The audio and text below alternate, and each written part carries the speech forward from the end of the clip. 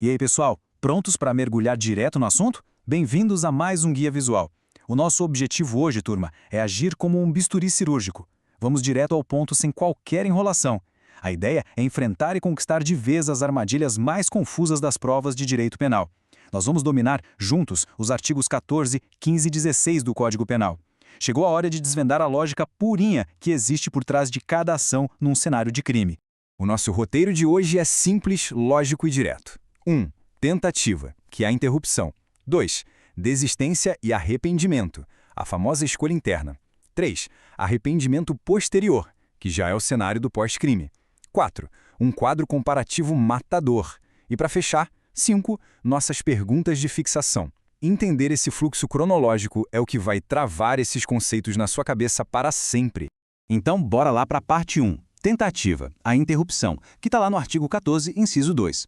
Imagina só o cenário. Um plano criminoso está rolando. Tudo parece ir perfeitamente como o autor planejou, mas de repente é arruinado por uma força que vem de fora. É exatamente aqui que a nossa análise começa. O núcleo da tentativa é muito simples. A execução do crime começou, mas a coisa desandou. E por que falhou? Presta muita atenção nessas palavras, porque elas são o coração do conceito. Circunstâncias alheias à vontade do agente. Ou seja, o cara queria muito ir até o fim, ele estava disposto, mas algo ou alguém puxou o freio de mão dele à força. Mas olha só, tem uma linha de largada muito clara aqui. Para a tentativa existir, o ato criminoso precisa de fato ter começado. Sacar a arma da cintura, na maioria das vezes, isso é só um ato preparatório. Ele está se arrumando para o crime. Agora, puxar o gatilho e efetuar o disparo, aí sim é a execução rolando. A linha entre se preparar e cometer a ação é o que dá o aval para a lei punir o agente. E tem mais um detalhe super interessante. Dentro da tentativa, existem duas realidades diferentes. A tentativa pode ser imperfeita, que é quando a ação é interrompida bem no meio do caminho. Tipo, alguém vai lá e segura o braço do atirador. E tem a tentativa perfeita. Nela, o agente faz absolutamente tudo o que ele queria. Ele atira, ele acerta, mas a vítima não morre porque, sei lá, um médico fez uma cirurgia heróica no hospital. Ele foi, entre aspas, perfeito na execução, mas o resultado do crime, que era a morte, não aconteceu. Aí você se pergunta, e como o juiz calcula a pena no meio dessa bagunça? É pura matemática penal. A lei diz que a pena da tentativa é a do crime consumado, mas com uma diminuição de 1 a 2/3. Qual a lógica? Simples. Quanto mais perto o criminoso chega do resultado trágico, menor é o desconto que ele ganha. Um tiro isolado que passa longe dá aquele desconto máximo de 2/3. Mas, se ele descarrega a arma, dá 5 tiros e a vítima só se salva depois de várias cirurgias, a redução é a mínima, de 1/3. A ousadia custa caro, pessoal. Certo, avançando para a parte 2. Desistência voluntária e arrependimento eficaz, a famosa escolha interna, lá do artigo 15. Saindo daquelas interrupções externas, a gente entra agora num terreno onde a bússola muda completamente. Aqui é o próprio criminoso quem muda o curso dos eventos. O nosso primeiro instituto dessa dupla é a desistência voluntária. Imagina o seguinte, o cara tá com a faca na mão, tem todo o tempo do mundo, não tem polícia perto, ele poderia tranquilamente dar 10 golpes na vítima, mas ele pensa, quer saber? Chega. Ele para no terceiro golpe. Como ele parou por conta própria, a lei dá um benefício enorme para ele. Ele não responde por tentativa de homicídio, só pelos ferimentos causados até aquele ponto, ou seja, lesão corporal.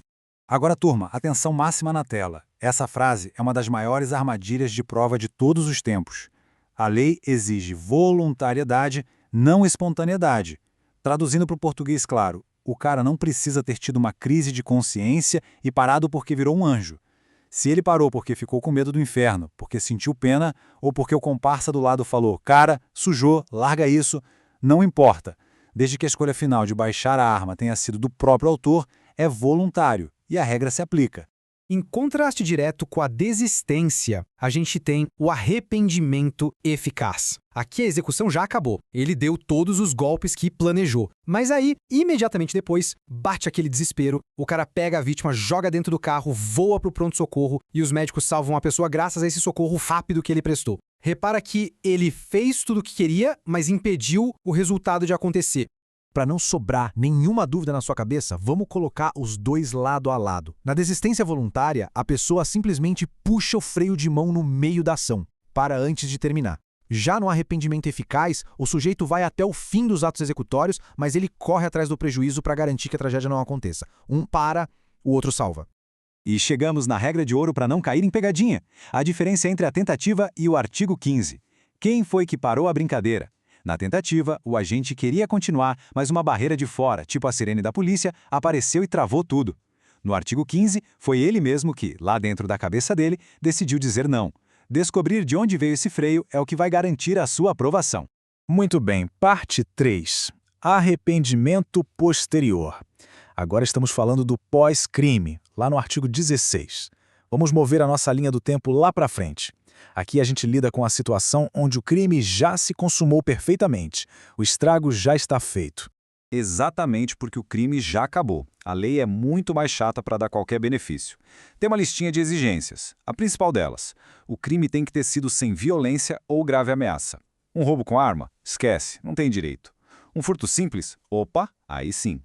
Além disso, tem que reparar o dano, tem que ser voluntário e essa devolução tem que acontecer bem cedinho, antes do juiz receber a denúncia. Preencheu todos os requisitos, leva uma redução de pena bem generosa para casa.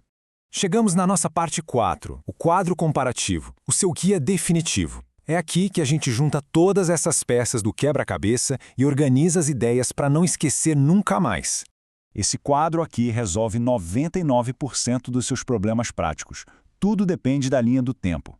Olha a primeira linha. Tentativa rola antes de consumar, graças a algo externo. Segunda linha. Desistência voluntária também é antes, mas é o próprio agente que trava. Terceira linha. Arrependimento eficaz. A execução já era, acabou, mas o resultado ainda não aconteceu e o agente salva o dia. E lá no fim, o arrependimento posterior, que vive totalmente num cenário onde tudo já foi consumado. E se você quiser uma ferramenta ainda melhor, anota essa frase de cola, desenhada especialmente para ficar cravada no seu cérebro na hora da prova. Pensa assim: tentativa é quando um terceiro impede. Desistência voluntária é quando o agente para. Arrependimento eficaz é quando o agente salva. Arrependimento posterior é quando o agente repara depois. Direto, reto e impossível de errar. E para fechar com chave de ouro, parte 5, nossas perguntas de fixação. O teste final. Conhecimento passivo é legal, mas é na prática que a gente vê quem entendeu mesmo. Vamos fazer um desafio rápido. Preparados? Vamos lá, raciocina comigo nessa primeira. O agente atira todas as balas, terminou tudo. Mas depois, ele corre com a vítima para o hospital e salva a vida dela. Qual instituto é esse? Pensa rapidinho aí, já sabe? Bom, se você respondeu arrependimento eficaz, mandou muito bem. A execução acabou, mas ele garantiu que a morte não ocorresse. Perfeito. Próxima situação. Um ladrão furta um celular na maciota, sem usar um pingo de violência, e resolve devolver o aparelho voluntariamente lá no comecinho do processo, antes da denúncia.